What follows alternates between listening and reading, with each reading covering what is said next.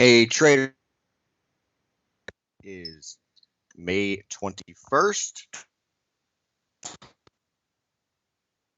Our hour with me, Jamie Saettele. I'm going to make sure real quick that the sound is working. So, David, on your end, could you let me know if that is working? Because I'm hearing some weird things in my headphones here.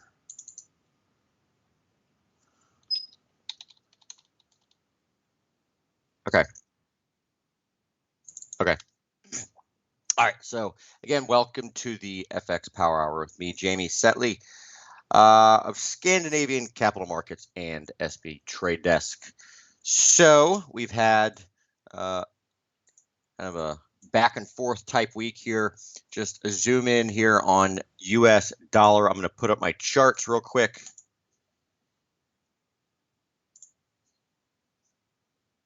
And we should be good. All right, so here we go. All right, so the last 4 days here, down, pretty down. You know, the ranges have been actually decent. Down big, up big, down big, up big. And bottom line is we are nearing a trend line here on US dollar, which could get us going. I maintain still that action essentially since the start of the year in the dollar has been a base. So I'm kind of looking at it as a big consolidation bottom. And yeah, the first, little trigger that we would have if we were to, get us going on the upside would be essentially the high from this week. Actually, that would be Wednesday's high, but let's call it, essentially this week's high, which we have a trend line here too. Goes back to April 1 and crosses a series of highs back in May. And as we get toward the back end here of the month, looking for us to head higher in the buck. So yeah, a good trigger here. So, basically honing in on 11,720 in US dollar.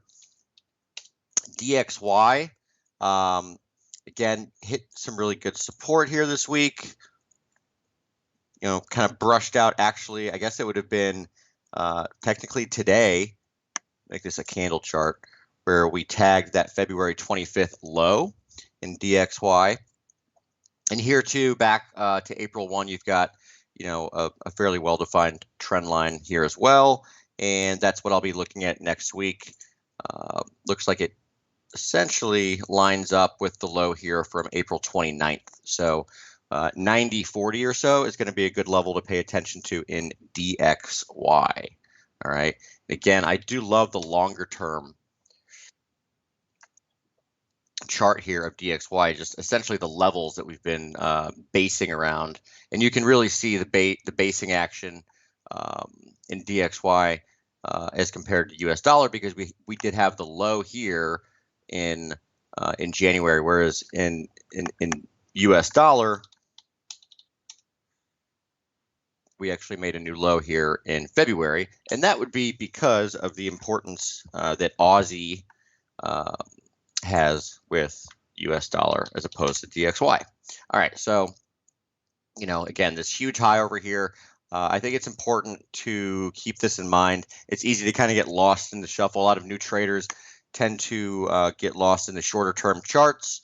You do want to understand that you are still trading above this massive long-term level, which is that March 2009 high, and that is still support. In fact, this week, I bet it was to the tick, I would say. All right, so again, 90.40. Let's go to Euro. I love this chart. This is a channel that we've been following since the March 2020 low.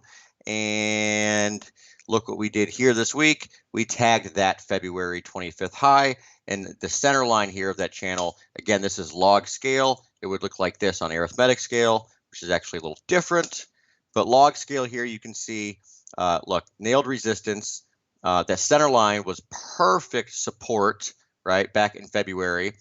Support again in early March. Once we broke through, we got the big pullback, and now we have, crawled higher, kind of levitated back to that level, and we finally tag that again. So this is a great example of a median line or a center line of a channel in this case, providing support and then becoming resistance, right? You hear that in technical analysis all the time, right? Former support becomes resistance and vice versa. Well, it happens, with trend lines, etc. as well, not just horizontal levels. So yes, liking euro here on the downside, and just like DXY, the opposite of DXY euro here, we've got a trend line for support to look for in terms of a trigger for a downside move, and that's going to be about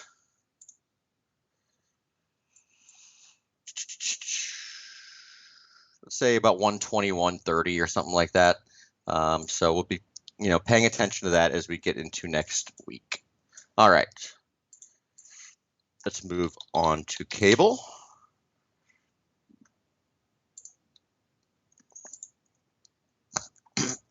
I was thinking that we were going to try to tag, and we certainly could still, that high from February in cable, which also would have gotten us a nice little tag of the underside of this trend line from March 2020. We did not make it there today. We reversed during Europe today, and could we still, of course, look, where were we? A couple ticks from hitting that high, but as it is here, just based on me thinking that the dollar is trying to put in some sort of a base, not really betting on this per se. We also have a short-term channel, right, that we've been nailing against for resistance essentially since about May 10th, and you can see here kind of the topping action that we've got. So for cable, I'm not, I think there are better trades out there if you're trying to play a dollar recovery or thinking that's going to happen. With respect to British pounds, what would make me actually attempt a short here? I would want to see us break below the short-term center line, right? You can see that was support back on May 13th, along with former resistance, obviously the March 11th high, also the April 19th high, or I guess that was the 20th, excuse me. And I would want to see us break below this level, so it would look something like this, right? And then you would want to short into the underside of that. So again, the concept of polarity or support, former support providing resistance, and vice versa. That's what I would be looking for if I were, to put on a pound short. But as of right now, I am not doing anything with cable. In fact,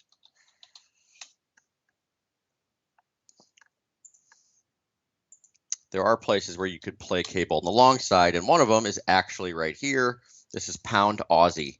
So I don't think we've looked at pound Aussie during or one of these webinars, but you can see here that we've been basing along essentially since last September a trend line or a trend channel that goes all the way back to 2013. So this is a pretty bullish looking chart, the way I look at things. So pound Aussie, I don't know if this speaks more to potential Aussie weakness or pound weakness, and I don't really care.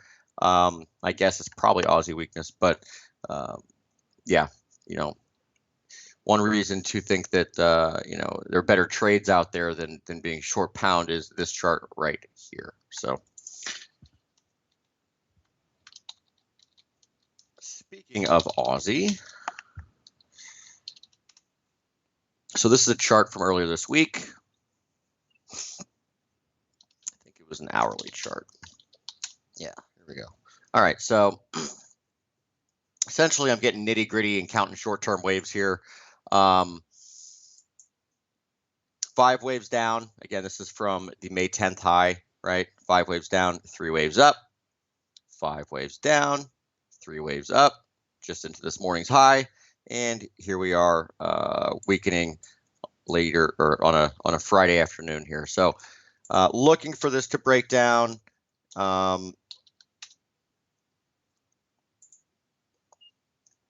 You know, we've talked ad nauseum about Aussie in these webinars over the last, you know, couple months, and you know, there's absolutely no resolution yet. But to me, again, this is a giant topping formation. Going back to the start of the year, this is January right here, early January. So, and there, that was the February high. So, you know, a head and shoulders potential, you know, potential head and shoulders top, if you will. You know, again, it's just potential at this point with more of a complex right shoulder. Anyway, I do like Aussie lower. And one reason as well is copper, which we'll get to in a bit. But let's look at kiwi. So kiwi as well. Oh, hold on. Go back to that Aussie chart real quick. One thing that is interesting is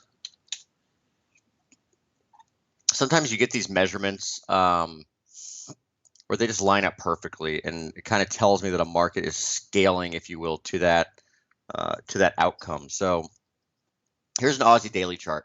You can see the magenta measurements here. So if I were to do a, you know, an extension, right, just two equal legs down, I get 74.15, right? That's also the high from September. It's also, if I go back to the March 20 low, March 2020, excuse me.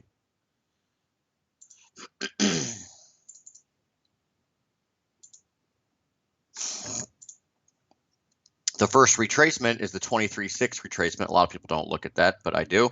And that's also 74.15. So my point is 74.15 seems to, you know, have some sort of significance here.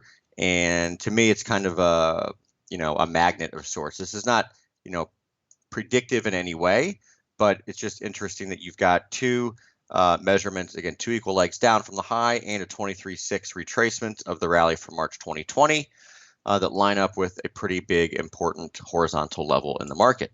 All right.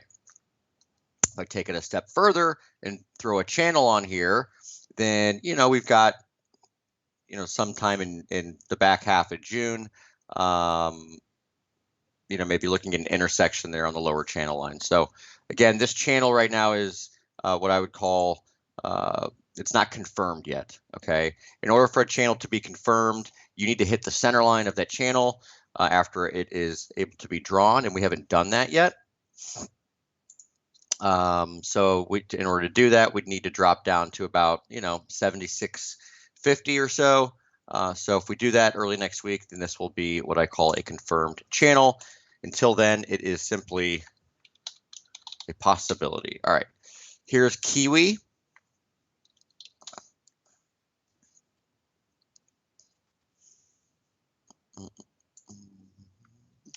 Kiwi 5 waves down. Here we go. We've got something very similar in the New Zealand dollar. You can see here that I'm also putting up two equal legs down from this February high. That gets us 67.83, which lo and behold intersects. If I go daily chart, you'll see it better, which intersects this massive, massive zone right here, right? So let's call that 67.50 to, you know, 68 or so. That zone here, again, also two equal legs down. It's also, by the way, 38.2 retracement of the rally from March 2020. So much like Aussie, we've got a big intersection of levels down here, and that is where I'm looking toward, or kind of, you know, thinking that kiwi may be headed over the next, say, month or so. I've got this little red line here. This is a chart from yesterday. Excuse me, yesterday's update. If we break below there, right, that's kind of my early trigger, if you will. I've got this horizontal line here at 71, simply because 71 has been a key level since early December. You can see here it was resistance, then it was support and support and support. We broke through, we tanked, we broke above, and we ripped. So looking for 71, you know, below there, kind of the all clear for a near-term bearish bias or a short in New Zealand dollar. All right. Dollar CAD. This one, CAD is just exceptionally strong. And it has surprised me a bit. You know, first of all, I was looking, once we got down here, I was thinking that we'd actually hold that 22.50 level, which is the low here from, I guess, 2018. And instead, we decided to come take out the low from 2017, and we traded at the lowest level since 2015, which was May 2015, by the way.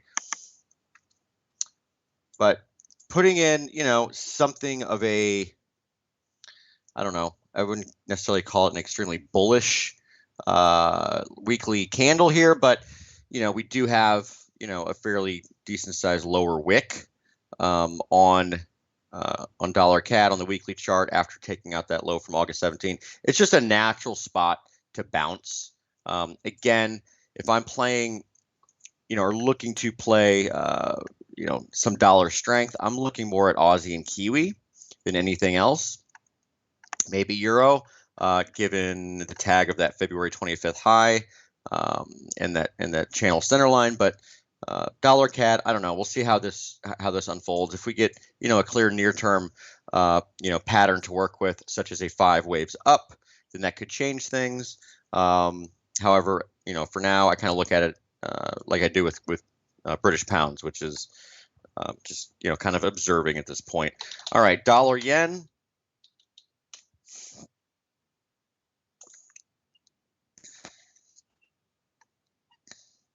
So we've been trading within this channel for the most part. Well, we have been within this channel for a month. You know, here we had resistance, support, right? Didn't quite get to resistance. And we are trying to break down, it seems, over the last couple of days with respect to dollar yen.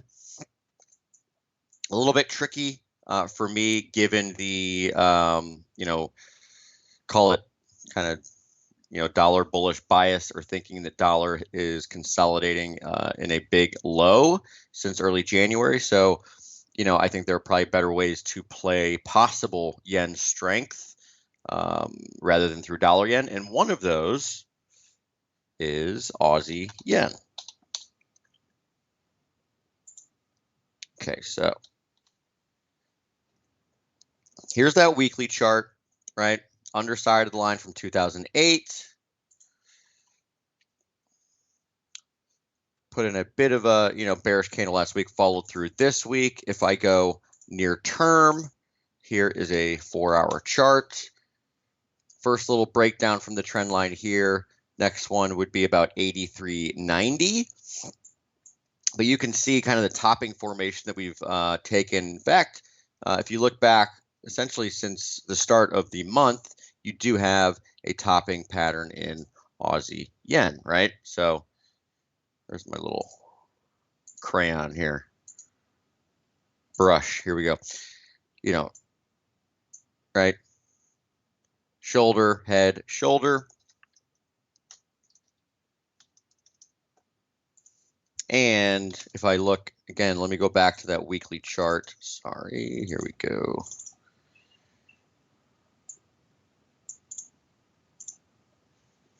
You can see the divergence that we've got with RSI, right? Lower high RSI, higher high price. It's extremely pronounced when you look at it on a daily chart, right? Look at that. So that's kind of the divergence that I look for. I actually don't even like to reference, you know, divergence unless the attending high, or the final high on RSI, is below 65, and the you know, the low is above 35. So I will bring up an example here. This is actually a good spot for me to remind you that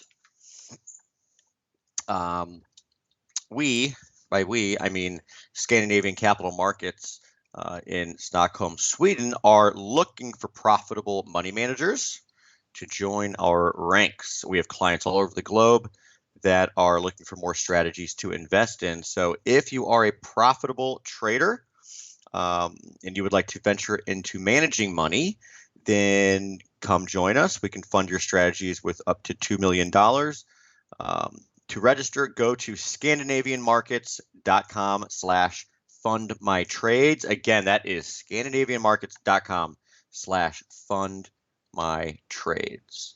All right. So here we go. Let me take a look at Aussie yen.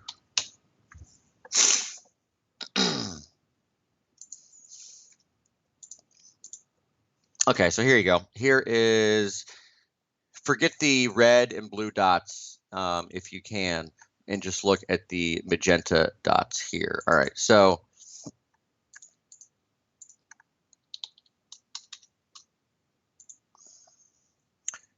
this is, you can see the magenta dots here. What I'm looking at is divergence, okay? But in order to have the divergence, excuse me, you need to have the RSI below 65. What that tells me is that the market the trend has really petered out, if you will, okay? And you can see we have that up here. So that's just a quick scan that I will run at the end of each day and week. And that is all. Okay, so Aussie yen, yes, liking that on the downside as well. And I guess, you know, your true trigger here, I would consider this 83.80 level, you know, maybe something, watch this next week. You know, the lineup here could be resistance up around 84.90. It's a good level. You can see here, right? That was resistance back in February. That could be resistance. If you broke down through this level, 83.80, then that could provide resistance again here, the underside of it. So yeah, I'm just watching this for possible entries in Aussie yen next week. I'll tell you what, a chart that I thought was interesting. Let me see if I can find it real fast. This is it right here. Hold on. So this is a chart that I published back on, I think it was Wednesday actually, and it's Aussie yen actually and Bitcoin.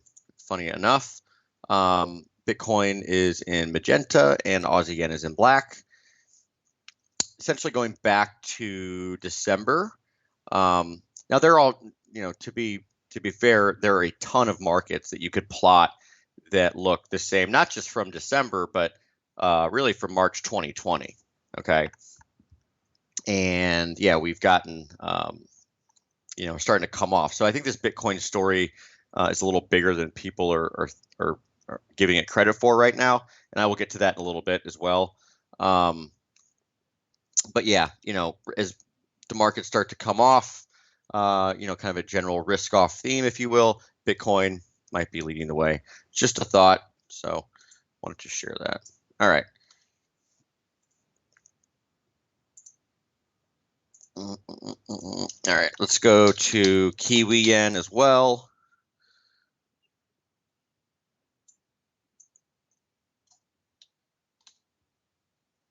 Okay, so Kiwi yen took out that high from December of 2018, and here we are breaking below that line this week. So we are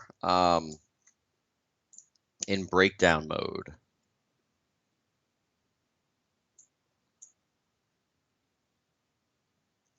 And again, I'd be, if we did get a bounce early next week, I'd be looking to short anywhere above, say 78.50 or so to 78.90 in Kiwi yen.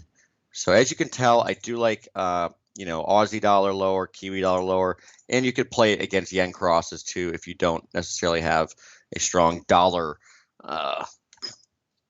bias, or if you just don't want to play the dollar. All right. Couple other yen crosses here. Euro yen is extremely interesting. This is one I published last night as well. So a few things, excuse me, a few things here. We took out that high from September 2018. here this week, and now we're reversing lower. Really, the leg up from October of 2020 takes the form of a wedge, and these can give way to pretty violent reversals once we break the lower boundary of that wedge. So keep this in mind as well for a possible short in euro yen. What's interesting is, and I am allowing for one more spike higher, and one reason for that is that the 618 retrace, let me go back to a weekly chart, 618 retrace of the decline from 2014 to 2016 is actually 134.30.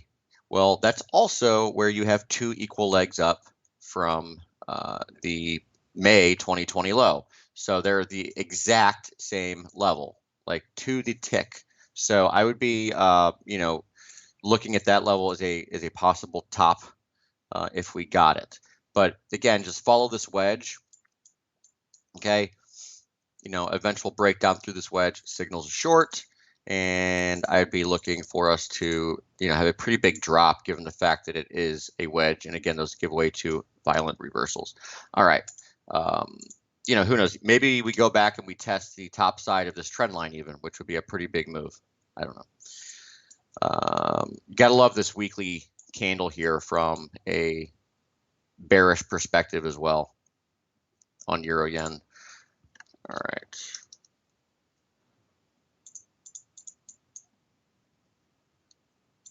I think that's it for FX stuff.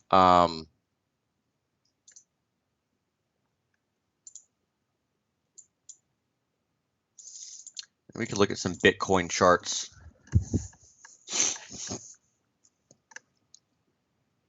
Bitcoin down 7% here today as we get towards the end of the week.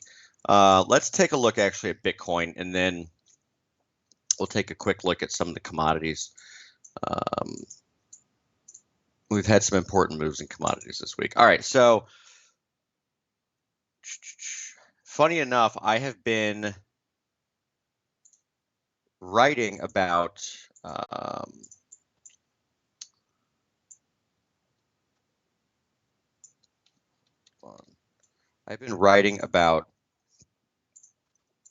Bitcoin and the likelihood of something crazy like a crash for a couple weeks now, and sure enough, it started in May 6th when this crazy person, this is the Tiger King lady, Carol Baskin. I saw this, actually I think it was in the Daily Shot newsletter, which is from the Wall Street Journal. Tiger King star Carol Baskin launches a cat-themed crypto coin. So that to me was like, what is going on? This is completely out of control. I mean, it had already been out of control. So, and at that point, I actually said the crash in crypto is going to look like the crash after the tulip mania in the Netherlands in 1636 and 1637. So that's when that started. I say this because you've actually seen people start to compare Bitcoin to tulips and even the Mississippi scheme. By people, I mean like the ECB and others over the last couple of days. So anyway, we had that. It was also interesting to note that if you look back at the tulip bubble, we did have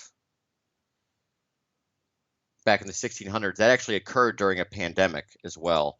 And if you look back on some of the reading about it, there was quotes from people saying that the merchants would be sitting around taverns and whatnot and had nothing else to do because global trade was essentially shut down. They had nothing else to do other than trade tulips.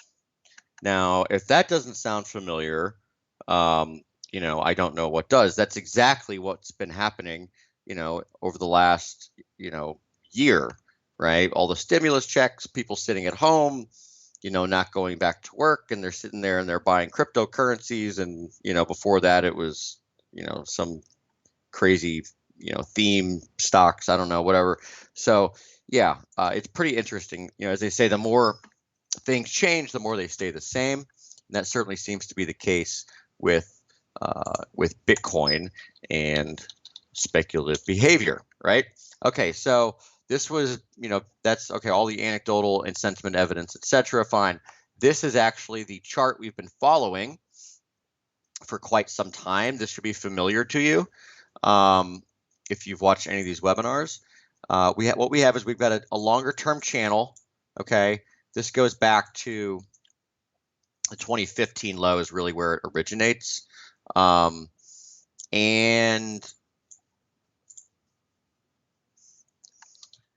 go to a daily here. Hold on here. Okay.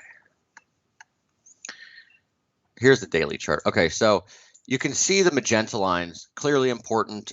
We had based and essentially, taken off and launched from this level. Okay. And it was at that point we started to move higher and break through all-time highs back in December that I thought that we could actually get all the way to 50 to 60,000. The reason I said that is because of the concept of symmetry in median line analysis, aka channel analysis, aka pitchforks, whatever you want to call it. And that simply states that markets tend to exhibit symmetry. In this case, what that means is going from this line, the 25 line, you go to the next line on the opposite side, equidistant from the center line, which is the 75 line.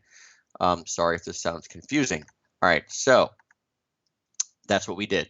And we actually hit that level back in February. And this is when I turned bearish Bitcoin. Okay. Now it's taken, obviously, a good amount of time for us to finally roll over and make that top. But that's happened this week.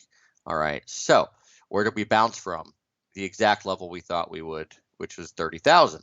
Okay. Center line and trend channel. Now I wrote this week that, I don't think you're going to have much of a low in Bitcoin until, the December 2017 high, and that is going to be down near 19,666. Okay, that would be and again, I don't even know if it's going to stop there. I mean, I don't know what's going to happen with Bitcoin, but just from my vantage point and just looking at a chart, right, that all-time high, that former all-time high, if you are going to do anything in Bitcoin, like, sustainable, over the next number of years, I would think that level gets tested, that former high gets tested, you hold that, and then you can try to go on your merry way if you're going to.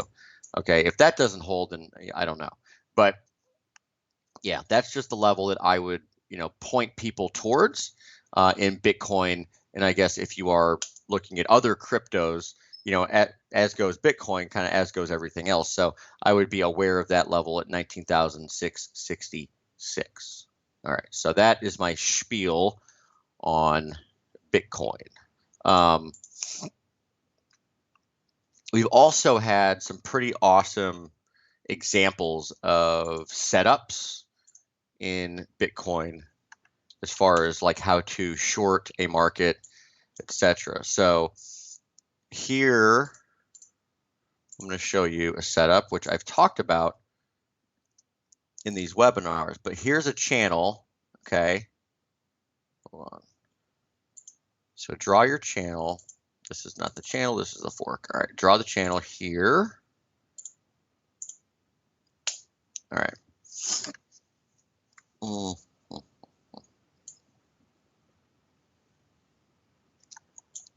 right, so here's your channel, right? After you break through the channel, so you can see this is the lower channel line. We, came back here. We didn't hold, we bounced. Then we broke down, right? Once we snap back, where do we find resistance? The underside of that former channel line. This is what I call the slingshot setup, okay? And you see it happen all the time. Anyway, this is where you can look to put on a short as well. It's kind of the last chance to do anything. So that rally back to the underside of the channel occurred, and it was really it was perfect, right? We nailed it, and since then we've come off again from about 43,000 to where we are now, which is just under 37,000. So that's a good example of the slingshot setup in Bitcoin. All right. Quick look at some commodities. There's been a lot of people talking about gold here. I don't know.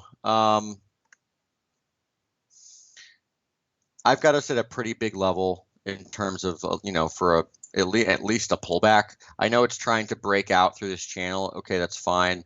But just generally speaking, look, 1860 to 1875, which is going to encompass the low from August of 2020, which is that right off the top, until highs in late January. You can see look between those levels, you've got all kinds of pivots, supports, etc. So that zone to me is pretty key, and you can see just over the last 3 days, right? I mean, you are getting some what I would consider bearish wicks on this chart. This is spot gold, by the way. So I don't know. I'm not chomping at the bit to buy gold here. I do like gold generally, and I don't think it's a coincidence that I'm liking yen crosses lower up here as well, because as yen crosses roll over, historically the correlation has been for gold to trade with yen, right? Now that correlation hasn't been as tight recently, but for the most part, I would stay with it. I don't know. We'll see. So gold, not a huge, hugely strong opinion here. Call gold constructive. However, cautious here and not really wanting to do anything. All right, silver. Not really sure what the heck's going on with silver. You do have this channel kind of expanding diagonal, if you will. Which I guess is more of a channel at this point.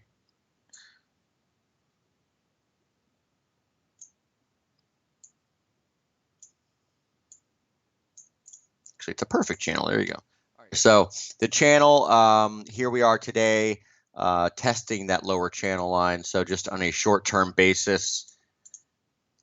Actually, I will show you another example of center line stuff here. All right, so here we go. Here's a channel for us in silver.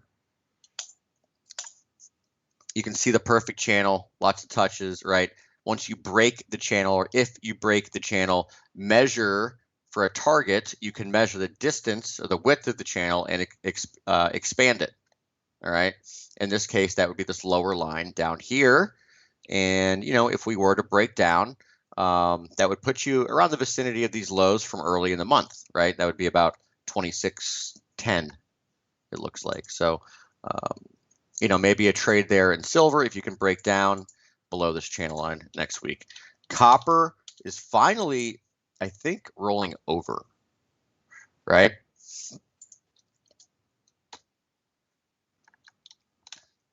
So we went to that all-time high last week, and I know we looked at this last week because we were getting a reversal candle last week, and we followed through on the downside with that reversal candle. So not extremely bullish action up here.